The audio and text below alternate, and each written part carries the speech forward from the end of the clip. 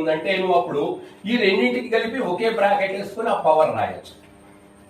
ఒకే bracket లో ఆ రెండింటికి రాసి పవర్ m రాయొచ్చు.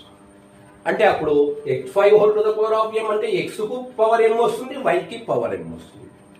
అది చిన్న తరగతిలో సూత్రం. దాని ప్రకారము ఇదంతా x ఇది y అనుకుంటే నువ్వు ఏం రాసుకోవచ్చు,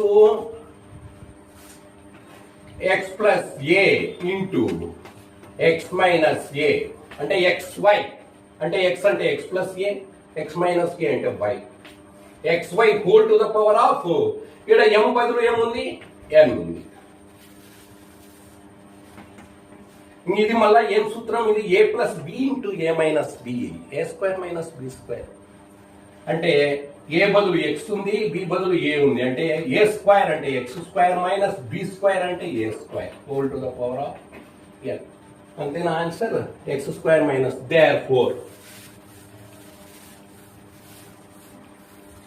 therefore p square minus q square is equal to x square minus a square whole to the power of n.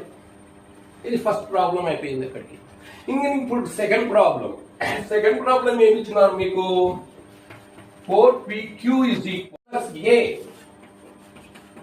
whole to the power of 2n minus x minus a whole to the power of 2n. ఇది second problem. అంటే 4pq is equal to ఇదని నిరూపించాలి. మీకు చిన్న తరగతుల్లో ఒక సూత్రం చెప్పింటారు, ఏంటంటే a plus b whole square minus a minus b whole square is equal to 4ab. Algebra formula. a plus b whole square expand చేయి, ఇక్కడ a minus b whole square expand చేయి. Formula a square b square terms cancel అయిపోతాయి, ab terms మిగులుతాయి. 2ab plus 2ab 4ab అవుతుంది. అదే ఇది, అదే ఒక ఫార్ములా చెప్పింటాను మీకు, చిన్న తరగతిలో వచ్చి ఉంటుంది. సో అది తీసుకున్నాం అంటే కనుక ఇక్కడ 4ab నేను రైట్ హ్యాండ్ సైడ్ తీసుకుంటా. 4ab is equal to a plus b whole square.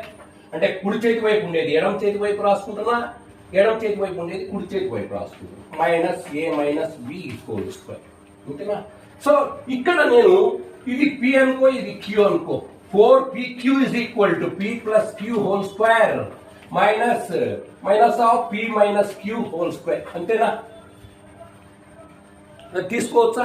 So రాసుకో. We know that